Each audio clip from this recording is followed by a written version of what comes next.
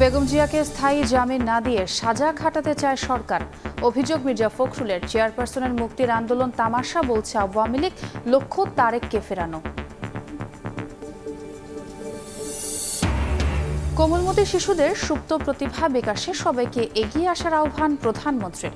প্রাক প্রাথমিকের সময় বেড়ে হবে 2 বছর, পুষ্টিকর বিস্কুট দেওয়ার নির্দেশনা। তিস্তা মহাপরিকল্পনা ঘিরে অঘোষিত প্রতিযোগিতায় চীন ভারত, দিল্লিতেই ভরসা ঢাকার। পররাষ্ট্র নীতিতে ভারসাম্য বজায় রাখছে বাংলাদেশ, জানালেন মন্ত্রী। IMF এর ঋণের তৃতীয় কিস্তির $115 কোটি পেল বাংলাদেশ, জানালো কেন্দ্রীয় ব্যাংক। রিজার্ভ বেড়ে দাঁড়ালো $2650 কোটি।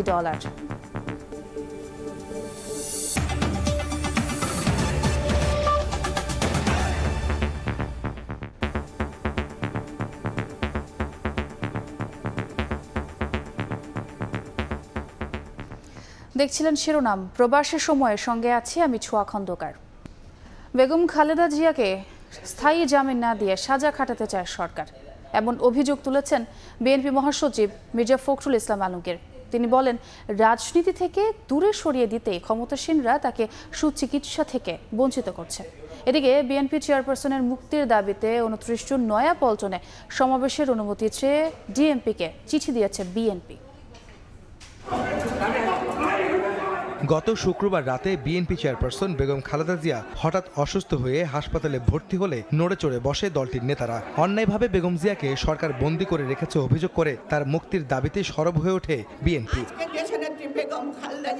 দলীয় নেত্রীর স্থায়ী মুক্তির দাবিতে নয়াপল্টনে নারী শিশু অধিকার ফোরাম আয়োজিত মানববন্ধনে বিএনপি নেতারা অভিযোগ করেন, ক্ষমতায় টিকে থাকতে সরকার বেগম জিয়াকে সুচিকিৎসা থেকে বঞ্চিত করছে। আমাদের নেত্রীকে মুক্তি করতে চাই, একটাই রাস্তা আমাদের সামনে এখন খোলা, সেটা হলো রাজপথে নেমে এই স্বৈরাচারী সরকারকে, এই অবৈধ সরকারকে উৎখাত করা।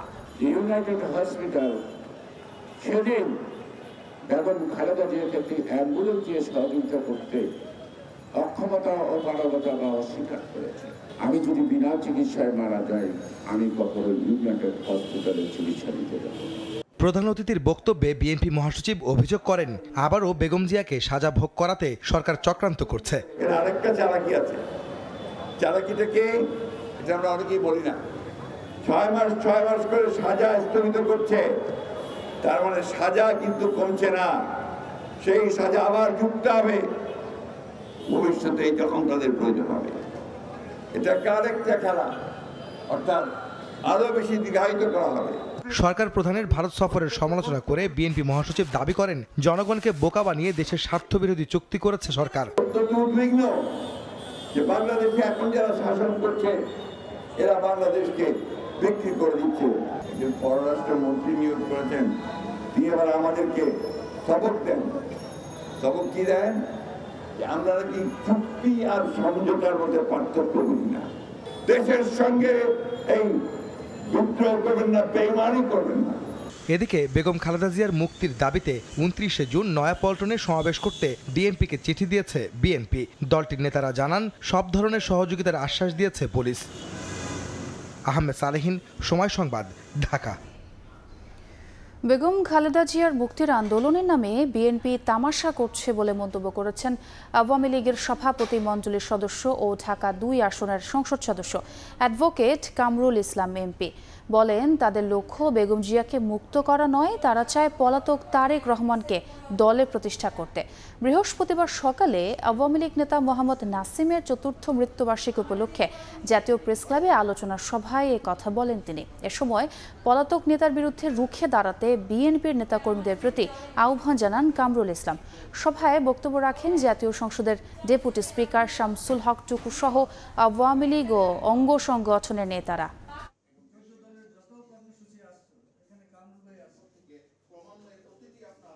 বঙ্গবন্ধু কন্যা শেখ হাসিনা পাশে থেকে তিনি যেমন এই অভ্যন্তরীণ এবং বহিরাক্রমণকে মোকাবেলা করার সহযোগিতা করেছে, আমরা সেই রকম একটা আদর্শিক কর্মী হিসেবে যদি আমরা গড়ে তুলতে পারি, গড়ে উঠতে পারি। বিএনপিকে আমি বলি এটা গণতান্ত্রিক দল না, এটা গণতান্ত্রিক চর্চা এদের মধ্যে নাই। একটা জিনিস আপনারা লক্ষ্য করবেন যে রাজনীতিতে রাজনৈতিক দলগুলো নির্বাচনে সবসময় অংশগ্রহণ করে। সত্যিকার রাজনৈতিক গণতান্ত্রিক চর্চা যারা করে তারা নির্বাচনে অংশগ্রহণ করবে।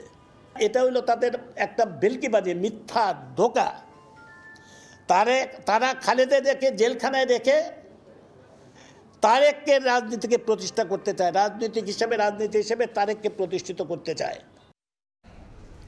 কোমলমতি শিশুদের সুপ্ত প্রতিভা বিকাশে সবাইকে এগিয়ে আসার আহ্বান জানিয়েছেন প্রধানমন্ত্রী শেখ হাসিনা। বলেছেন, শিশুদের প্রাক প্রাথমিক শিক্ষা 2 বছর মেয়াদী করার পরিকল্পনা করছে সরকার। বৃহস্পতিবার সকালে রাজধানীর ওসমানী স্মৃতি মিলনায়তনে জাতীয় প্রাথমিক শিক্ষা সপ্তাহের উদ্বোধনী অনুষ্ঠানে বক্তব্য দেন সরকার প্রধান। এই দেশ একদিন মোশতাক ও তার দোসরদের পাশবিকতার নির্যাতন থেকে রক্ষা পাবে। আমি রাসেল বলছি। কেউ করলো আবৃত্তি, কেউ এলো সমবেত সঙ্গীত নিয়ে, আবার কেউ বা এলেন দলীয় নৃত্যের তালে। জাতীয় প্রাথমিক শিক্ষা সপ্তাহের উদ্বোধনী অনুষ্ঠানে এভাবেই পেশাদার শিল্পীদের মতো করেই সাংস্কৃতিক উপস্থাপনা তুলে ধরলেন প্রাইমারি পড়ুয়া এক ঝাঁক ক্ষুদে শিল্পী। বৃহস্পতিবার সকালে রাজধানীর ওসমানী স্মৃতি মিলনায়তনে জাতীয় প্রাথমিক শিক্ষা সপ্তাহ 2024-এর উদ্বোধনী আনুষ্ঠানিকতায় যোগ দেন প্রধানমন্ত্রী। জাতীয় পর্যায়ে সংস্কৃতি ও ক্রীড়া এবং বিষয়ভিত্তিক 18টি ক্যাটাগরিতে শীর্ষ অবস্থানের জন্য 36 জন শিক্ষার্থীকে পদক দেয়া হয়। এছাড়া শিক্ষা সংশ্লিষ্টতায় জড়িত জাতীয় পর্যায়ে শ্রেষ্ঠ 15 জন ব্যক্তি এবং 3 প্রতিষ্ঠানকে দেয়া হয় প্রাথমিক শিক্ষা পদক 2023। এখন আমাদের লক্ষ্য প্রি প্রাইমারি 1 বছরের জন্য, এখন আমরা সেটা 2 বছরের জন্য করতে চাচ্ছি। স্কুল ফিডিং কার্যক্রমে কমিউনিটি পর্যায় থেকে পরিবার পর্যন্ত সবাইকে অংশগ্রহণের আহ্বান জানান প্রধানমন্ত্রী। শুধুমাত্র ওই খালি পুষ্টিকর বিস্কুট দিলে হয় না, ওই বিস্কুট খেতে খুব বেশি টেস্ট না, এর সঙ্গে একটু চকলেট ফ্লেভার, একটু ভ্যানিলা ফ্লেভার, বিভিন্ন কিছু দিয়ে তৈরি করো বা সুন্দর ডিজাইন করে দেওয়ার জন্য বাচ্চাদের এটা আকর্ষণ হয়।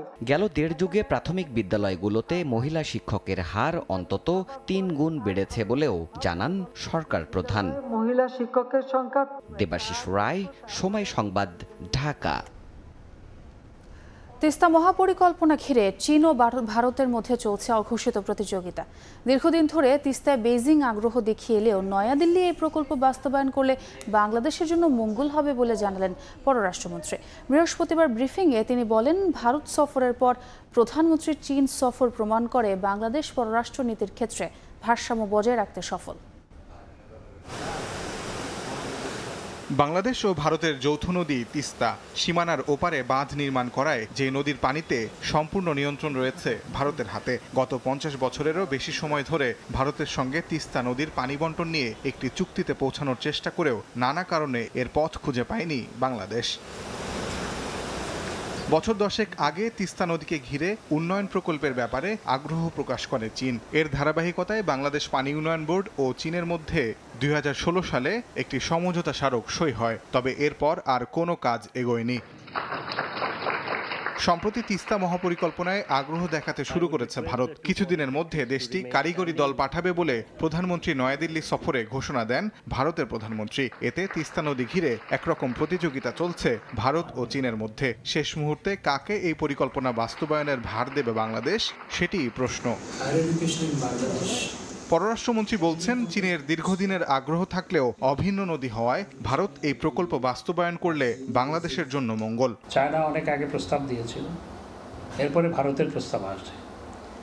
তিস্তা যেহেতু 2 দেশের যৌথ নদী, ভারত এবং বাংলাদেশের, সেই ক্ষেত্রে আমরা মনে করি এটি যদি ভারত আমাদেরকে প্রয়োজন অনুযায়ী সহায়তা করে তাহলে সেটি ভালো। বৃহস্পতিবার পররাষ্ট্র মন্ত্রণালয়ে ব্রিফিংয়ে মন্ত্রী আরও বলেন, বাংলাদেশ পররাষ্ট্রনীতির ক্ষেত্রে সফলতার সঙ্গে ভারসাম্য বজায় রাখছে।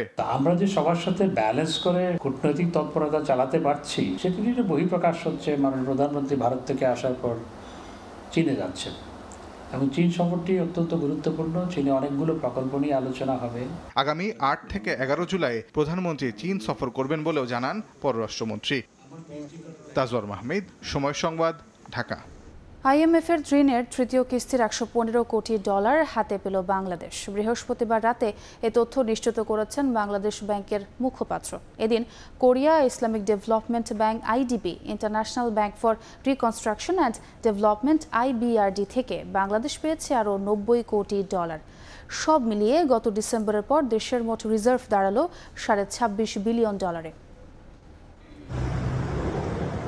অর্থ ছাড়ের অনুমোদন দেওয়ার 3 দিনের মধ্যে বাংলাদেশকে দেয়া ঋণের তৃতীয় কিস্তির $115 কোটি ছাড় করেছে আন্তর্জাতিক মুদ্রা তহবিল IMF। বৃহস্পতিবার রাতে এই তথ্য নিশ্চিত করেছেন বাংলাদেশ ব্যাংকের মুখপাত্র মোহাম্মদ মেজবাউল হক। গণমাধ্যমে তিনি জানান, IMF এর এই অর্থের সঙ্গে Korea International Bank for Reconstruction and Development ও ইসলামিক ডেভেলপমেন্ট ব্যাংক থেকে আরও $90 কোটি যোগ হয়েছে দেশের রিজার্ভে। এসব ঋণের ওপর ভর করে বাংলাদেশ ব্যাংকের মোট রিজার্ভের হিসাব দাঁড়িয়েছে $2,650 কোটি। বাংলাদেশ ব্যাংকের হিসাব বলছে গত ডিসেম্বরের পর দেশের মোট রিজার্ভের আকার দাঁড়ালো $26.5 বিলিয়ন। তবে এই অর্থ যোগ হওয়ার পর IMF এর BPM-6 পদ্ধতিতে রিজার্ভ কত হলো তা তাৎক্ষণিক জানায়নি কেন্দ্রীয় ব্যাংক। এর আগে গত সোমবার বাংলাদেশের জন্য $470 কোটি ঋণ চুক্তির আওতায় তৃতীয় কিস্তি ছাড়ের অনুমোদন দেয় IMF। আর ঋণের কিস্তির অর্থ ছাড়ের বিষয়ে IMF এর দেওয়া শর্ত বাস্তবায়ন ও অর্থনৈতিক সংস্কারের অগ্রগতি দেখতে গত 24 এপ্রিল ঢাকায় আসে সংস্থাটির একটি মিশন। তারা 8 মে পর্যন্ত বাংলাদেশে অবস্থান করে সরকারের বিভিন্ন সংস্থার সঙ্গে বৈঠক করে। বৈদেশিক মুদ্রার রিজার্ভ কমতে থাকায় গত বছরের 30 জানুয়ারি IMF এর সঙ্গে $470 কোটি ঋণ চুক্তি করে বাংলাদেশ। এর 3 দিন পর প্রথম কিস্তিতে $47,62,70,000 ছাড় করে সংস্থাটি। আর গত 16 ডিসেম্বর আসে দ্বিতীয় কিস্তির $68,20,00,000। কামরুল হাসান সবুজ, সময় সংবাদ, ঢাকা। মিয়ানমারের অভ্যন্তরীণ সংঘাতে কোনো বাংলাদেশি যাতে আক্রান্ত না হয় সেজন্য দেশটির সরকার ও বিদ্রোহীদের সঙ্গে কথা হয়েছে। কথা জানিয়েছেন বিজিবির মহাপরিচালক। চট্টগ্রামে বাহিনীর 101তম ব্যাচের সমাপনী কুচকাওয়াজ শেষে তিনি কথা বলেন সীমান্ত পরিস্থিতি নিয়েও। কঠিন প্রশিক্ষণ আর দেশের সার্বভৌমত্ব রক্ষার মৌলিক প্রশিক্ষণ শেষ করলেন বাংলাদেশ সীমান্তরক্ষী বাহিনী বিজিবির নবীন সৈনিকরা। চট্টগ্রামের সাতকানিয়ায় বাইতুল ইজ্জতে নবীন সৈনিকদের সমাপনী কুচকাওয়াজ পরিদর্শন করেন বাহিনীটির মহাপরিচালক। সীমান্ত রক্ষায় সৈনিকদের দেন প্রয়োজনীয় দিক নির্দেশনা। বর্ডার গার্ড বাংলাদেশ সীমান্তের অতন্ত্র প্রহরী হিসেবে বাংলাদেশের 4,427 কিলোমিটার দীর্ঘ সীমান্ত সুরক্ষার মহান দায়িত্ব অত্যন্ত দৃঢ়তা ও সফলতার সাথে পালন করে আসছে। এ বাহিনীর সদস্যরা সীমান্তে চোরাচালান, নারী ও শিশু পাচার রোধ সহ যে কোনো ধরনের সীমান্ত অপরাধ দমনে দক্ষতার স্বাক্ষর রেখে চলেছে। পরিদর্শন শেষে সীমান্তের সাম্প্রতিক পরিস্থিতি নিয়ে সাংবাদিকদের সঙ্গে কথা বলেন মহাপরিচালক। উঠে আসে দেশের সীমান্তে মিয়ানমারের অভ্যন্তরীণ উত্তেজনার প্রসঙ্গ। সেন্ট মার্টিনসের যেই বিভিন্ন ক্ষেত্রে যে গুজবটুকু কানে এসেছে বা অনেকে বলছে এটা আসলেই গুজব। তবে আপনারা জানেন যে মায়ানমারের মধ্যে একটা অভ্যন্তরীণ তাদের বিদ্রোহী দলের সাথে একটি সংঘর্ষ চলছে। আমাদের দেশের উপর আলাদা কোনো কিছু নয়, এটি তাদের অভ্যন্তরীণ কোন্দলের কারণেই কিছু কিছু গোলাগুলি এদিক ওদিক গেছে। আমরা পরিষ্কারভাবে তাদেরকে জানিয়েছি যে আমাদের ট্রলারের মধ্যে যেন কোনো ধরনের এই ধরনের আর কিছু না হয়। বাহিনীর আধুনিকায়ন ও উন্নত প্রশিক্ষণের বিষয়ে নতুন নতুন পরিকল্পনার কথাও জানান বিজিবি প্রধান। তরুণ রিক্রুটসদের স্বপ্ন পূরণ হলো আজকের এই সমাপনী কুচকাওয়াজের মাধ্যমে। আর শপথ গ্রহণের মাধ্যমে বাংলাদেশের সীমান্ত রক্ষায় নিজেদের উৎসর্গ করলেন বিজিবির নতুন সদস্যরা। চট্টগ্রাম থেকে নিবিড় সাহা, সময় সংবাদ। দেশের নিরাপদ ও সুস্বাদু আম রফতানি আরও বাড়াতে একযোগে কাজ করবে কৃষি, বাণিজ্য ও পররাষ্ট্র মন্ত্রণালয়। 13 দেশের রাষ্ট্রদূতকে নিয়ে চাঁপাইনবাবগঞ্জের একটি আম বাগান পরিদর্শন করেন কৃষিমন্ত্রী ও বাণিজ্য প্রতিমন্ত্রী। এ সময় আমের চাষাবাদ ও ফলন ব্যবস্থাপনার প্রশংসা করেন রাষ্ট্রদূতরা। বাগানে ঝুলছে থোকায় থোকায় আম, আর তা সরেজমিনে দেখতে উপস্থিত 13 দেশের রাষ্ট্রদূত। তবে শুধু পরিদর্শন নয়, দেশের আম বিদেশে রফতানির লক্ষ্যেই এই আয়োজন। বৃহস্পতিবার সকালে চাঁপাইনবাবগঞ্জের নাচল উপজেলার কেন্দ্রবোনা গ্রামে আম বাগান পরিদর্শন করেন বাংলাদেশে নিযুক্ত বিভিন্ন দেশের রাষ্ট্রদূতরা। এ সময় তাদের সঙ্গে ছিলেন বাণিজ্য প্রতিমন্ত্রী আহসানুল ইসলাম টিটু ও কৃষিমন্ত্রী মোহাম্মদ আব্দুস শহীদ। তাদেরকে উৎসাহিত করা, আমাদের দেশে আম যেন তারা বেশি করে আমদানি করেন এবং আমরা বৈদেশিক মুদ্রা অর্জনে এটা একটা বিরাট ভূমিকা রাখবে। এই প্রোডাক্টগুলি আমরা সার্টিফিকেশন করে পাঠাবো। কোনো প্রতিবন্ধকতা আম এবং এগ্রো প্রসেসিং ইন্ডাস্ট্রি ইনশাআল্লাহ সামনে থাকবে না। Brunei, Australia, Indonesia, Malaysia, Spain, Pakistan, Singapore, Thailand সহ 13 দেশের রাষ্ট্রদূত ও জাতিসংঘের বিশ্ব খাদ্য কর্মসূচি WFP এর ডেপুটি কান্ট্রি ডিরেক্টর আমবাগান পরিদর্শন করেন। সময় সংবাদ, চাঁপাইনবাবগঞ্জ। যুক্তরাষ্ট্রের আসন্ন প্রেসিডেন্ট নির্বাচন ঘিরে প্রথমবারের মতো নির্বাচনী বিতর্কে অংশ নিচ্ছেন জো বাইডেন ও ডোনাল্ড ট্রাম্প। স্থানীয় সময় বৃহস্পতিবার রাতে অনুষ্ঠিত হবে মার্কিন গণমাধ্যম CNN আয়োজিত ঐতিহাসিক এই বিতর্ক। অনুষ্ঠানটি দেখতে মুখিয়ে আছেন মার্কিন নাগরিকরাও। যুক্তরাষ্ট্র থেকে হাসানুজ্জামান সাকির রিপোর্ট। আগামী নভেম্বরে মার্কিন প্রেসিডেন্ট নির্বাচন। 2020 সালের মতো এবারও প্রতিপক্ষ বাইডেন ও ট্রাম্প। যুক্তরাষ্ট্রে এরই মধ্যে নির্বাচনী উত্তাপ শুরু হয়েছে। বিভিন্ন অঙ্গরাজ্যে প্রচারণা চালিয়ে যাচ্ছেন দুই নেতা। সমাবেশগুলোতে একে অপরের বিরুদ্ধে তুলে ধরছেন নানা অভিযোগ। নির্বাচন ঘিরে দুটি মুখোমুখি বিতর্কে অংশ নেবেন বর্তমান ও সাবেক প্রেসিডেন্ট। এই বিতর্ক দুটির আয়োজক CNN ও ABC। স্থানীয় সময় বৃহস্পতিবার রাতে CNN এর আটলান্টা স্টুডিওতে প্রথম বিতর্ক অনুষ্ঠিত হবে, আর দ্বিতীয়টি হবে আগামী 10ই সেপ্টেম্বর। 4 বছর পর প্রথমবারের মতো মুখোমুখি বিতর্কের মঞ্চে উঠবেন তারা। প্রথম বিতর্কের বিষয়বস্তু কি হবে তা নিয়ে CNN কিছু না জানালেও বেশ কয়েকটি আন্তর্জাতিক গণমাধ্যম বলছে সীমান্ত নিরাপত্তা, অভিবাসী, ট্রাম্পের মামলা ও বাইডেনের ছেলের মামলার বিষয়গুলো উঠে আসতে পারে। এছাড়াও ইউক্রেন ও গাজা যুদ্ধ নিয়েও আলোচনা হতে পারে। ট্রাম্পের বিরুদ্ধে কোভিড নীতি, ক্যাপিটল হিলে দাঙ্গার প্রসঙ্গ তুলতে পারেন বাইডেন। অন্যদিকে বাইডেনের বিরুদ্ধে জাতীয় নিরাপত্তা অবহেলা ও কূটনৈতিক ব্যর্থতার মতো প্রসঙ্গ তুলে ধরতে পারেন ট্রাম্প। মার্কিন ইতিহাসে এই প্রেসিডেন্সিয়াল ডিবেটকে বেশ গুরুত্ব সহকারী দেখা হচ্ছে। 90 মিনিটের এই বিতর্ক দেখতে মুখিয়ে আছেন মার্কিন নাগরিকরা। একই সঙ্গে বৈশ্বিক অবস্থায় যুক্তরাষ্ট্রের ভূমিকা নিয়ে দুই নেতার অবস্থানের ওপর নজর থাকবে আন্তর্জাতিক সম্প্রদায়েরও। হাসানুজ্জামান সাকি, সময় সংবাদ, যুক্তরাষ্ট্র। জার্মানিতে কার্যকর হচ্ছে নতুন নাগরিকত্ব আইন। সংস্কারের মাধ্যমে আইনটি আরও বেশি অভিবাসী বান্ধব করা হয়েছে বলে মনে করেন প্রবাসীরা। নতুন আইনে দ্বৈত নাগরিকত্বের সুযোগ রাখা সহ 3 থেকে 5 বছরের মধ্যেই দেশটির পাসপোর্ট দেওয়ার বিধান রাখা হয়েছে। জার্মানি থেকে আরও জানাচ্ছেন বিটু বড়ুয়া। গেল বছরের আগস্ট মাসে জার্মানিতে বসবাসরত প্রবাসীদের জন্য প্রচলিত বিদ্যমান অভিবাসন আইনের জটিল বিষয়গুলো সংস্কার ও আরও সহজ করার সিদ্ধান্ত নেয় সহজ প্রশাসন। অভিবাসীদের মূল জনগোষ্ঠী ও সমাজের অংশীজন করতে নতুন নাগরিকত্ব আইনে অনুমোদন দিয়েছিল জার্মানির স্বরাষ্ট্র মন্ত্রণালয়। স্থানীয় সময় বৃহস্পতিবার থেকে আইনটির কার্যকর শুরু হবে। গেল বছরের 23 আগস্ট মন্ত্রণালয়ের পক্ষে জানানো হয়, এখন থেকে দেশটির অভিবাসীরা 8 বছরের পরিবর্তে মাত্র 5 বছরের মধ্যেই জার্মান নাগরিক হতে আবেদন করতে পারেন। তবে উচ্চশিক্ষিত এবং জার্মান ভাষা জানাদের ক্ষেত্রে আরও কম সময়ে মিলতে পারে পাসপোর্ট এবং দ্বৈত নাগরিকত্ব। সব মিলিয়ে বাংলাদেশিদের জন্য আইনটি মঙ্গল বয়ে আনবে এমন বিশ্বাস প্রবাসীদের। আগে যেমন 8 বছরের ভিতর যেমন জার্মান পাসপোর্ট অ্যাপ্লিকেশন করতে সেখানে 8 বছরের জায়গায় 5 বছর করছে, এবং যারা হায়ার এডুকেটেড আছে তারা 3 বছরের মাধ্যমে এখন জার্মান পাসপোর্ট আবেদন করতে পারবে। আমার বাবা মা বাংলাদেশি, এইটা বাংলাদেশিদের জন্য খুবই ভালো হবে। বড় একটা সুযোগ, যারা অনেক দিন এখানে আছে, অনেক জটিলতার কারণে বা পুরনো আইন জটিলতার কারণে পায় নাই, এখন ইজিলি সবাই পাবে। নতুন আইনে দেশটিতে নিয়মিত কর পরিশোধ সহ বৈধভাবে বসবাস, জার্মান ভাষায় পারদর্শিতার পাশাপাশি যে কোনো বিষয়ে কর্মদক্ষতাকে বিশেষ যোগ্যতা হিসেবে বিবেচনায় নেবে দেশটির অভিবাসন দপ্তর।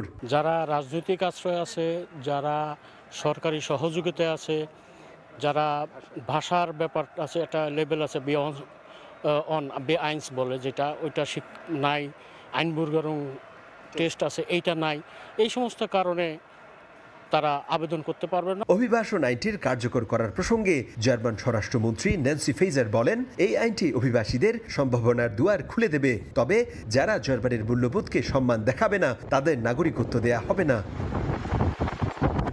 দেশটির পার্লামেন্টে বিরোধী রাজনৈতিক দলগুলোর আহ্বান উপেক্ষা করে প্রণয়ন করা নতুন নাগরিকত্ব আইনে আরো বলা হয়, জার্মানির সাধারণ জনগণ ও সমাজ বিরোধী কোনো কর্মকাণ্ড, ইহুদি বিদ্বেষ সহ সংস্কৃতি ও মূল্যবোধের পরিপন্থী কোনো কাজে জড়ানো অভিবাসীরা নাগরিকত্বের জন্য বিবেচিত হবেন না। বিদেশিদের জন্য জার্মানিতে নাগরিকত্ব আইনটি সহজ সাবলীল, একই সাথে আধুনিকায়ন করার শলস প্রশাসনের এমন সিদ্ধান্তকে অনেকেই স্বাগত জানালেও এএফডির মতো কট্টর ডানপন্থী রাজনৈতিক দলগুলো বলছে এই আইনটি অগ্রহণযোগ্য। কোনো রকম বাজ বিচার ছাড়াই বিদেশিদের নাগরিকত্ব দিলে জার্মানির সমাজ সংস্কৃতি একই সাথে মূল্যবোধ চরম ক্ষতির মুখে পড়তে পারে বলে মত ডানপন্থী রক্ষণশীল দলগুলোর। জার্মানি থেকে বিটু বড়ুয়া, সময় সংবাদ। ব্যর্থ বিশ্বকাপের মিশন শেষ করে দেশে ফিরছে বাংলাদেশ জাতীয় ক্রিকেট দল। শুক্রবার সকাল 8টায় হযরত শাহজালাল আন্তর্জাতিক বিমানবন্দরে নামবে টাইগারদের বহনকারী বিমান। তবে টাইগারদের ফেরা নিয়ে তেমন কোনো উচ্ছ্বাস নেই ভক্তদের মাঝে। যুক্তরাষ্ট্র ও উইন্ডিজের যৌথ আয়োজনের এই আসরে গ্রুপ পর্বের 4 ম্যাচের 3টি জিতে সুপার 8-এ ওঠে শান্তর দল। প্রায় 17 বছর পর আসরের সুপার 8-এ উঠলেও একটি ম্যাচও জিততে পারেনি টাইগাররা। মূলত টপ অর্ডার ও মিডল অর্ডারের ব্যাটিং ব্যর্থতা ভুগিয়েছে দলকে। সেই সঙ্গে শেষ ম্যাচে আফগানিস্তানের বিপক্ষে বড় জয় তুলে সেমি নিশ্চিতের সুবর্ণ সুযোগ থাকলেও তা হাতছাড়া করায় গেম প্ল্যানিং নিয়ে টিম ম্যানেজমেন্টের উপর চটেছেন দেশের সিনিয়র ক্রিকেটাররা। তবে টাইগারদের বোলিং ইউনিট প্রশংসা কুড়িয়েছে বিশ্ব দরবারে।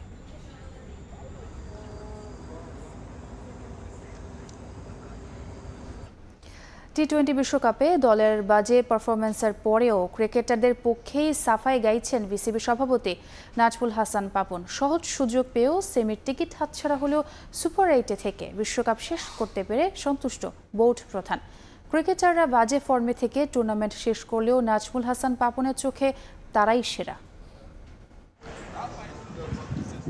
বিশ্বকাপের সেমিফাইনালে ওঠার এমন সুযোগ অদূর ভবিষ্যতে আর আসবে কিনা বলা কঠিন। তবে আসর থেকে ছিটকে পড়া নিয়ে সবার যত না দুঃখ, তার চেয়ে অনেক বেশি ক্ষোভ, হতাশা, বিস্ময় শান্ত সাকিব মাহমুদুল্লাহদের খেলার ধরন নিয়ে। যদিও দেশ বিদেশে যখন ব্যাপক সমালোচনা, তখনও বড় গলা ক্রিকেট বোর্ড কর্তাদের। সংশ্লিষ্ট কারো যেন এতটুকু মন খারাপও হয় না। এই যে প্রথমবারের মতো বাচ্চা বাচ্চা ছেলেগুলা খেলতে গেছে, ক্রিকেট খেলতেছে, এই যে আমরা সুপার 8-এ উঠলাম, এর আগে তো কখনো পারিনি।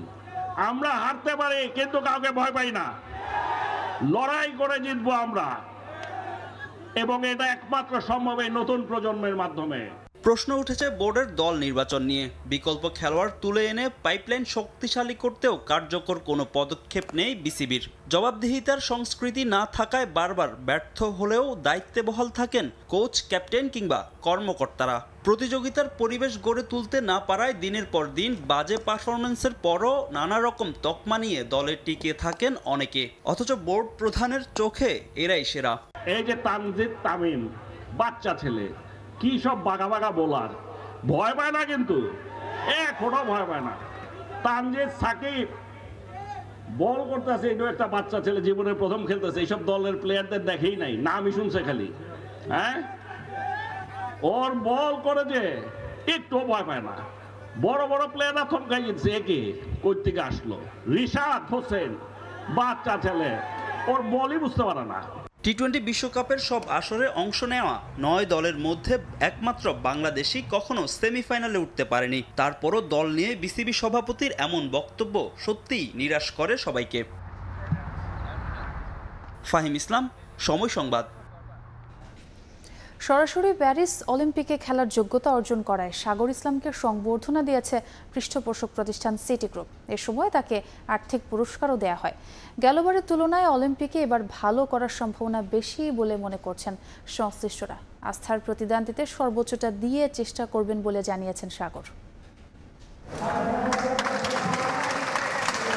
ফুলেল সংবর্ধনায় সিক্ত সাগর ইসলাম। কোচ, কর্মকর্তা, পৃষ্ঠপোষক প্রতিষ্ঠান সবার আগ্রহের কেন্দ্রে এই আর্চার। সরাসরি প্যারিস অলিম্পিকে খেলার যোগ্যতা অর্জন করায় এমন সংবর্ধনা যে তারই প্রাপ্য। অলিম্পিক থেকে স্বর্ণপদকের খোঁজে বেশ লম্বা সময় ধরে আর্চারিতে লগ্নি করে চলেছে পৃষ্ঠপোষক প্রতিষ্ঠান সিটি গ্রুপ। তীর গো ফর গোল্ড প্রজেক্টের দ্বিতীয় সম্ভাবনা সাগর ইসলাম।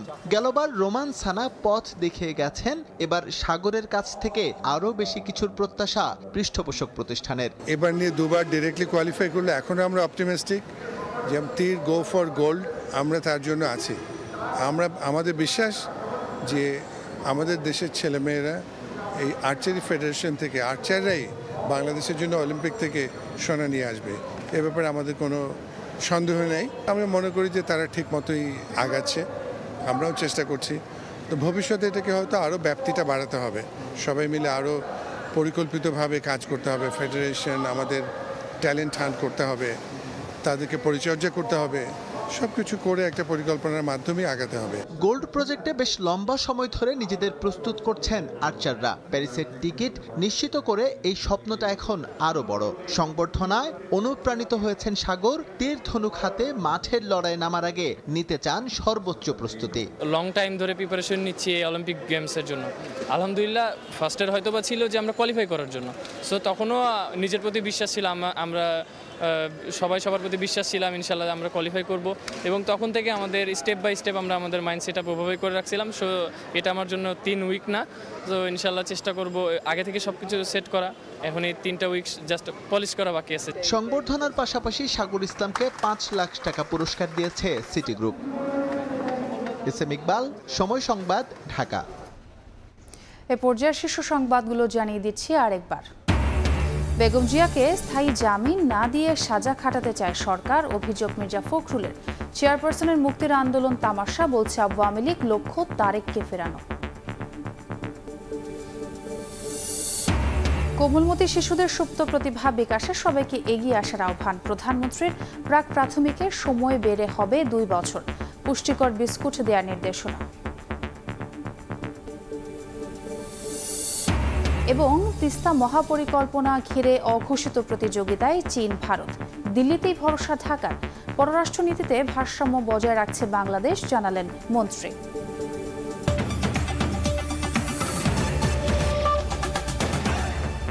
এ ছিল প্রবাসী সময়ের, সঙ্গেই থাকুন সময়ের।